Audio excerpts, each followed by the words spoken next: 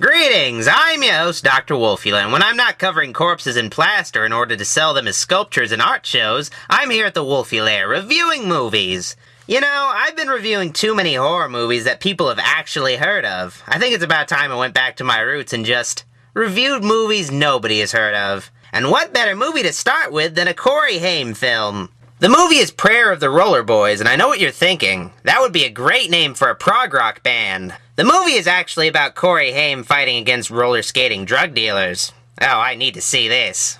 The film begins with Griffin, played by Corey Haim wearing a dress, who does some badass roller skating for a solid 3.5 minutes. As these thrilling moves are performed by Corey's stunt double, we see this propaganda video playing on TV, which features a curly-haired kid sporting a mullet. He's the leader of the Rollerboys, a Los Angeles gang of white supremacist roller skaters. I don't know how racism and roller skating came together exactly, but whatever. The point of all this is that America is fucked because of some economic crisis or something, and the Rollerboys blame foreigners on it. And their parents. Our parents caused the Great Crash. Oh, teenagers. Even in a post-apocalypse, they never change. We rejoin our young hero, Griffin, later on at his job, and he's sent to deliver some pizzas. For added effect, he's given a rifle to protect himself. Hey, it's Los Angeles. I'm not surprised. Griffin makes sure to pick up his little brother, Milty, to accompany him on this pizza delivery suicide mission. They drop off the pie at a prison camp. I don't think they'll have enough for everyone. On the drive back, they witness a building on fire with suspicious men dashing out. There's also a young man trapped within, so Griffin takes initiative by crashing his van into the place. He saves the dude, but it doesn't look good to the cops that show up. No funny stuff, Mithead! Right up! LA has cops? The more you know. Griffin's boss, Pinky, is pretty pissed off about his van getting wrecked, too. The insurance is never gonna cover this! Never! You owe me! You owe me good! You go to hell, Pinky! I'll send you there, you So Griffin decides to roller skate his cares away in an empty parking building, even though he should be trying to pay off his debt. Luckily, the Rollerboys show up and are grateful Griff saved one of their members from the fire. It also turns out Griffin was neighbors with the Rollerboys leader, Gary Lee here. Do you know that Griffin and I used to be next-door neighbors? We were about 8, right? I guess that kind of explains the roller skating thing, but not really. Well, the Rollerboys offer Griffin a favor and put him under protection. Anything you need, you just ask. I guess they can say goodbye to all their troubles. They even hook Pinky up with a brand new van. Later on, Griffin shows up at a rollerboy party, which involves roller skating, of course. Also casual sex and a merry-go-round. Aside from the casual sex part, this sounds kinda like a children's birthday party. Griffin's just here to pick up his little bro, who's watching some mud wrestling. Oh, kids. Gary Lee pops in and invites Griffin to join the Rollerboys, but he declines. Griffin, you don't have to keep delivering pizzas. You should consider joining up with us. I don't know. What's the matter, Griffin? Don't you like us?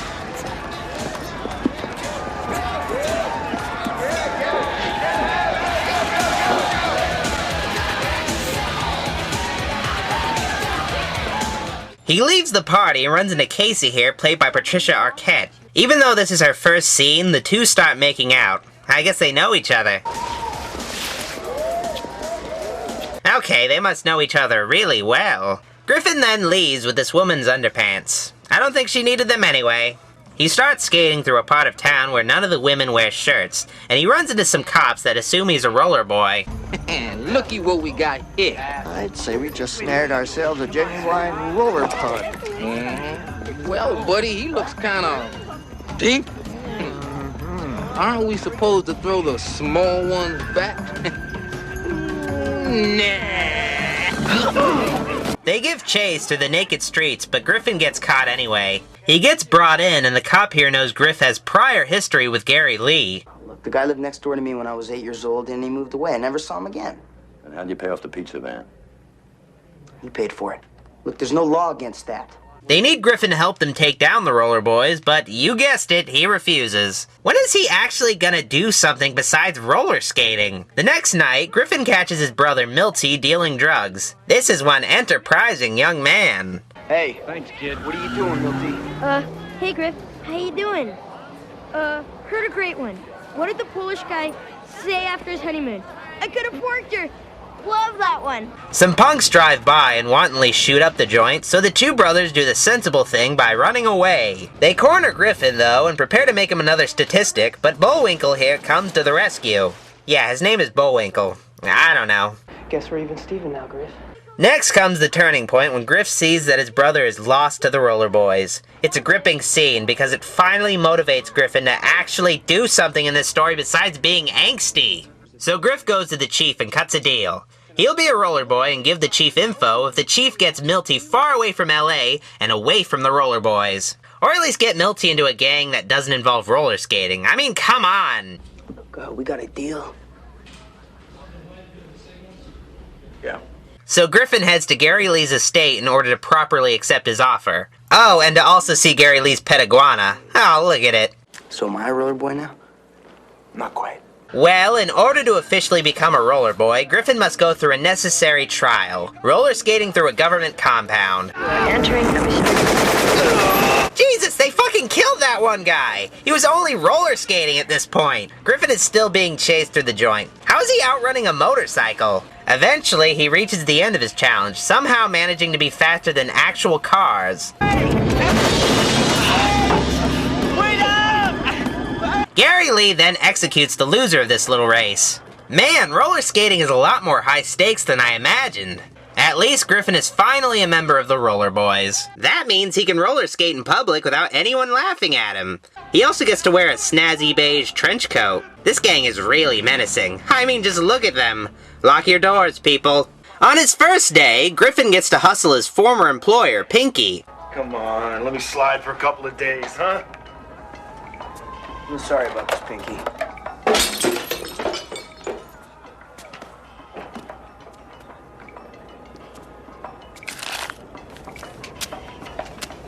Wonderful kid. I'd love to kill him. Who would pass up the opportunity to threaten their old boss with an assault rifle? He also meets up with Casey, who steals his shades. How cute. I got something for you, punk. It turns out she's actually an undercover cop, and he needs to work with her to take down the Rollerboys. It shouldn't be too hard. I mean, they carry assault rifles out in public. You think they'd be easy to pick out. After Griff and Casey do some familiar making out, Griffin bums a ride off Gary Lee. Why not just roller skate? It's apparently faster than driving. Gary Lee drives Griffin down to the wharf and introduces Griff to his high-tech drug lab. It's like if Willy Wonka designed a drug lab, except without the illegal immigrant dwarves and the nightmare fuel. Come with me, and you'll be in a world of pure imagination. Take a look, and you'll see into your imagination. Griffin comes home later to find his brother Milty goofed out on the drugs he just saw get made. Oh, that. Cancel something you don't believe in. You trying to be like Dad? I'm not like Dad. He was a drunk.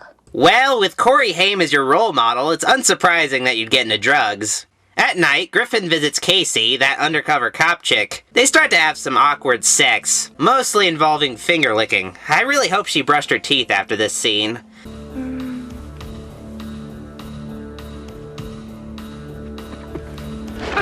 Here's your underwear. Now we're even. Ah, she is such a cop tease. The next night, Griffin joins the Rollerboys on a little widespread killing spree.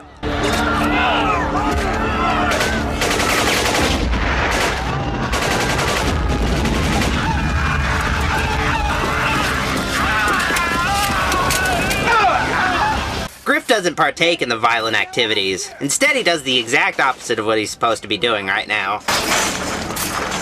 Those runs get away. Couldn't do it, could you? You're weak. The next day, the Rollerboys beat up some guy with a bag on his head to a bloody pulp. Turns out the guy is Speedbagger, Griffin's close friend and father figure. I know, I haven't mentioned him at all in this review, but trust me, he had a ton of scenes with him sharing his sage-like wisdom. They preached it, they reaped it, then they went and breached it. But the future's coming anyhow. None of those scenes had anything important happening, though. The point is, Speedbagger, who has a stupid fucking name, by the way, is hospitalized now. So Griffin decides it's about time he left town before he beats up any of his other father figures. Griff tells Casey this, and maybe, just maybe, he'll finally make it to fourth base. I guess he does. They just cut to the next morning with him naked in her bed. Well, Bullwinkle here pays the two lovers a visit and discover that they're with the cops. Fucking cop traitors! Way to be undercover, Casey. Well, the police arrive just in time, especially before Bullwinkle can finish saying whatever he's about to reveal. I know you, man. Yeah. I saw you through the window. You're one of... The cops dump his body in a ditch somewhere, while these guys slip away suspiciously. Now Gary Lee is starting to think Griff might have had something to do with Bullwinkle's mysterious murder. He assigns Griffin to work in the drug lab for a day. It's during this job he discovers the drugs have a secret ingredient, an additive that makes the users sterile. Or it kills them. I don't know. The guy isn't very clear. While producing some drugs, there's a drug bust in the compound. When Bingo, or Bango, or whatever this guy's name is, discovers Griffin is involved, there's a bit of an altercation between the two. Luckily, those suspicious cops from earlier have arrived, though they're going to kill Griffin and steal the drugs. The other mist house. It wasn't the B-13ers. It was you two. Lights out, Pud. Good thing Casey and the real cops show up. You know, I knew those two were up to something. Oh, you don't say! The group of cops and undercover teens are about to leave the complex, but Gary Lee and his Rollerboys have different plans, having taken Milty hostage. What's it gonna be, gentlemen? No deals. Milty pulls a Mike Tyson on Gary Lee's ear and manages to escape. This results in a shootout. It probably isn't a good idea to use automatic rifles on roller skates. That kickback has gotta be a bitch. Gary Lee starts to chase Griffin. They seriously just roller skate for 3 minutes. There was a random explosion though, I'll give it that. Eventually, Griffin kicks Gary Lee in the head and Milty grabs the gun, tossing it to his brother. You better kill me. Kill him! What are you waiting for? Just shoot him! Griffin chooses the non-violent route by punching Gary Lee in the face. The guy is then arrested, proudly wearing his roller skates. He would have gotten away with it too if it hadn't been for that meddling Haim. Well, Griffin, Casey, Milty, and even Speedbagger live happily ever after as they move to Oregon for some reason. However, Gary Lee still controls his gang from behind bars. I'd like to increase our investments in the Pacific Northwest. Why would you want to do that? Because that's where he's headed. You're the boss, Gary Lee. I can't help but think they were trying to set up a sequel with this ending, and if they were, that's kind of fucked up. You don't think he'll find us, do you, Griff? In Oregon? No way. We're going to a new place, Milkman. Everything's gonna be fine. Don't you worry. Well, that was Prayer of the Rollerboys, I guess. It wasn't a bad movie. It's cheesy and ridiculous, but fun to watch. The characters are unusually fleshed out for a movie like this, and it does a decent job establishing its dystopia on a low budget. Still, why is roller skating involved? It's hard to take any of this shit seriously. It was hard enough with Corey Haim involved. I give Prayer of the Rollerboys a Corey Feldman out of Jet Set Radio. I wish my grandchildren would visit me every once in a while.